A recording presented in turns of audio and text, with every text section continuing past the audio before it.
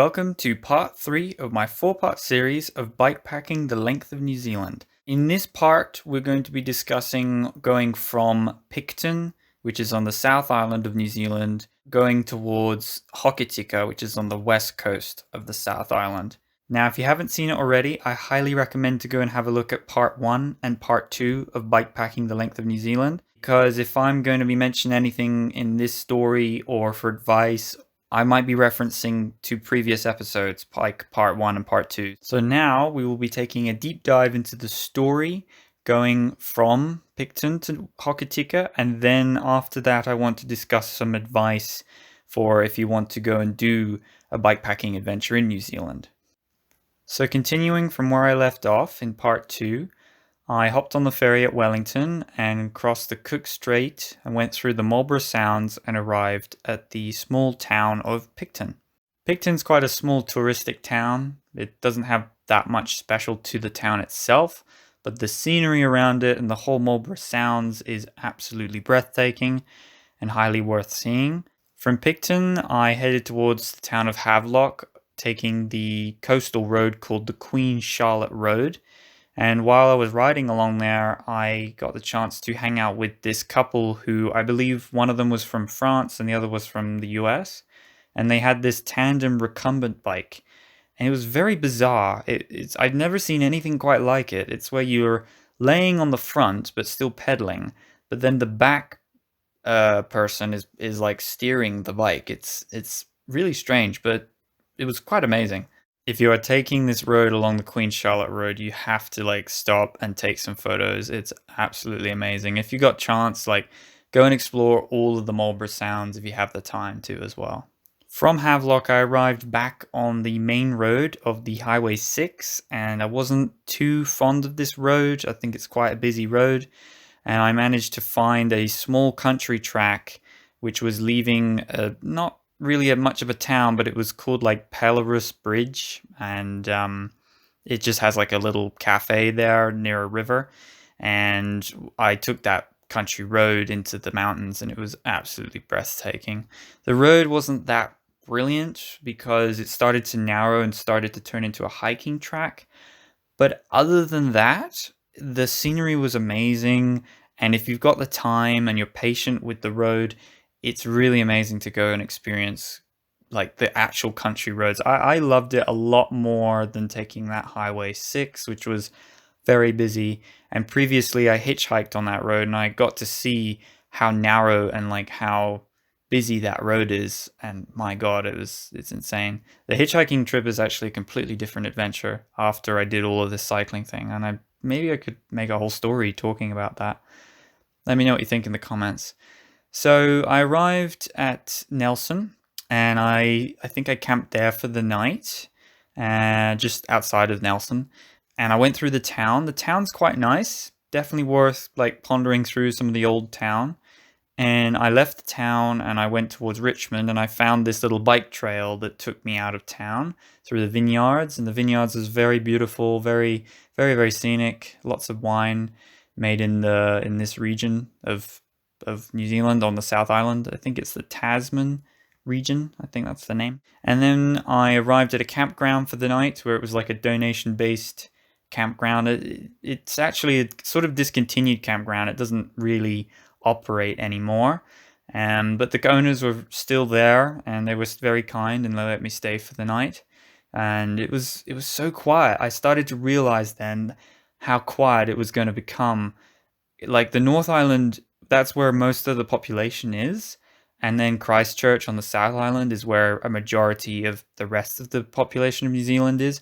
Once you leave those major areas like Wellington, Auckland, and Christchurch, all of New Zealand is really sparsely populated. There's only 5 million people or inhabitants of New Zealand there. So something to keep in mind. It's very, very quiet. So I then wanted to take more of the country road. I was following the tour of Aotearoa. I think I'm saying that right this time. Correct me if I'm wrong. It takes you from top to bottom of New Zealand. I'll leave a link down below if you want to have a look at that. And it's pretty well marked. I wanted to follow it because it took me away from the Highway 6. And eventually you have no choice. The thing with the South Island is that there are not very many roads. So you have to take whatever roads are given to you to see and get to places. And I tried to take whatever road I could around many of the major highways. I just preferred it. And then I arrived on Highway 6 and I went towards Rotorua, I guess. And there's a lake there, and it's absolutely amazing. There was this strange thing at the time of year I went there, where there was like a massive influx of bees in the area, and the population of bees. So keep that in mind. You might want to like not get stung if you can. I was wearing like bright yellow jacket and everything, which was a bit dumb. But the lake is absolutely amazing and definitely worth like taking a ferry around there. I think there is a boat service, or you'll have to bring a kayak or something, but it's amazing there. Maybe an inflatable kayak, I don't know. And then I took a gravel road which arrived back into the main town of Murchison, and then I was back on the main road, and then I went towards the Buller Gorge, which is absolutely amazing. I stayed with a warm shower host around there, and that was really nice, very fascinating seeing that host and talking with him and the area. And the gorge is really amazing. It is quite gorgeous, pun intended. And I continued down the main road, and eventually you leave the gorge and it sort of becomes a bit of a flat valley. And I had two options then, I think. I remember I was deciding whether I wanted to go to a town called Westport, or whether I was going to take the inland route. And I took the inland route because I could then spend less time on a busy main road. I think if I had the choice and it was if I went in low season, I think I would have taken the coastal road, because then you get to see a lot more of the coast. Because once you get to the west coast of New Zealand, there's not a lot of roads to take, as I keep mentioning over and over again. I stayed in this small town called Reefton, and I met up with Chris again, and this other guy called Eric, and we cycled together down towards Greymouth. And while we were cycling, we found this little country road, which was basically the same exact length as taking the main road, and it was lovely. So we got to just experience just us three on this open road in the New Zealand's countryside. It was really beautiful. And actually, Chris and I, just for fun, we swapped bikes. We tried that, which was really funny. And his bike was so much more heavier on the back compared with mine. But he did have drop bars, and the bike felt a lot more comfortable to use than mine, because mine's a mountain bike and it was a flat bar. And I had much wider tires. I had like 2-inch tires compared with his, which were only like 35-inch or something like that. We then split ways when we got close to Greymouth, and I went up north to stay with a host just north of Greymouth. I won't be able to pronounce the town's name properly. Probably something like Rappo, I guess. Not far from Point Elizabeth. Very, very beautiful, very nice area. And this is when I started to actually see this rough coastline that the West Coast was renowned for.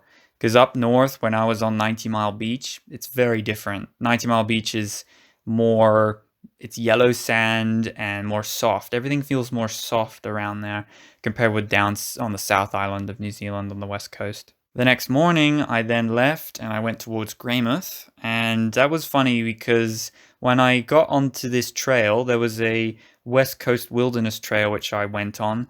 I bumped into Chris again, but only very briefly, because Chris was like a bit more determined that day. He was going to make some miles.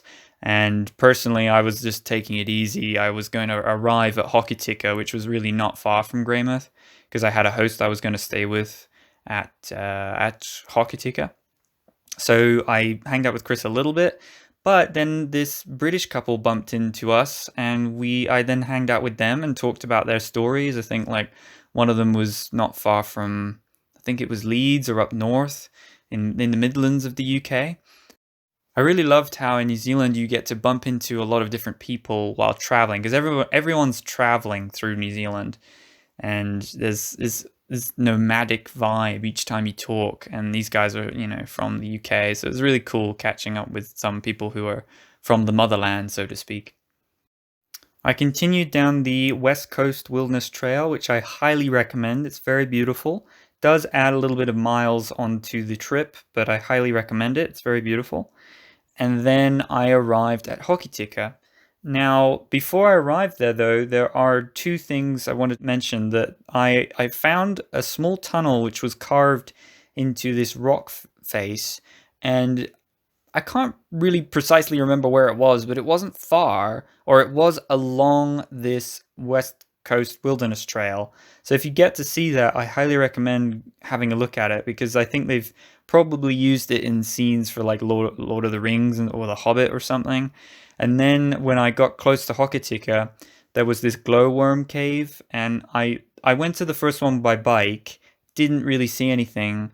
And then I realized that I stayed with my host at Hokitika, and she told me that you're supposed to look at the glowworms at night, and it was absolutely amazing. So you could look up to this sort of cave on the wall basically, and you could see all of these blue little dots, or lights, should I say, and they looked like stars or something. It was amazing. It was really. I think I have one photo, but I don't have any video of that, because you couldn't really see anything at night. But with your eyes, you can certainly see these glowworms in the cave. So definitely have a look at trying to find that around Hokitika.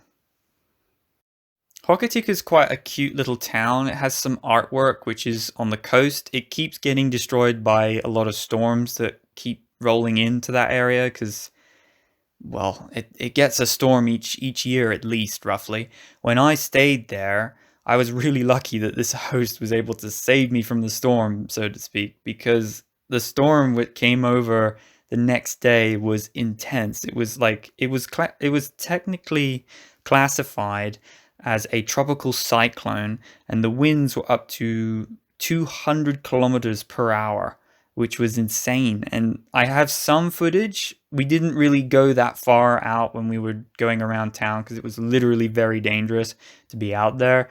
But you could see how violent the wind is, like just bashing the coastline immediately. And it was intense. So next day, what do you think happened? The whole coast road was shut because of all of the debris which fell onto the road, and it had to be cleared. There was evacuations and landslides, and it was insane. So as I rode out of Hokitika, I knew that the coastal road was going to be shut, and I didn't really know how I was going to get through all of this debris. But I will save that for part 4, the last part in the series. I do hope you enjoyed that story. Now I'm going to just go through some of the advice I would recommend when you're going to tour around the South Island of New Zealand. So the South Island, straight off the bat, most people go there for the scenery. New Zealand is obviously renowned for its amazing, breathtaking landscapes, and it is absolutely incredible. I can vouch for that. Like, it's definitely amazing. You want to keep in mind, though, that the South Island, because it's more like impressive in its scenery, more people tend to travel there, and there's also less roads to travel on. And because of the mountains being like so intense everywhere along the whole spine of the South Island, there's not really just a lot of roads you can choose. There's like 3 passes that go over the mountains onto the west coast along the entire length, or okay, technically 4 passes that go along the entire length of the South Island. So keep that in mind, that you will be sharing the road with a lot of camper vans and other traffic. I would highly recommend to download that route of the tour of Aotearoa, because that will save you a lot of headaches of trying to avoid the highway. Now, the highway isn't that bad, and luckily, like I said, the road was closed, so I got to experience some very quiet roads, which I'll talk about in the next part of the series. And the west coast there's only one road. And the whole road, I really want to discuss this in full detail, but the whole road, there's only one road for 300 kilometers. So keep that in mind, that it's going to be pretty tricky, that you're going to be sharing that road with other traffic. I would say the east coast of the South Island of New Zealand has a lot more roads to choose from compared with the west coast. Like I said, the west coast only has one road to take, and it is that West Coast road.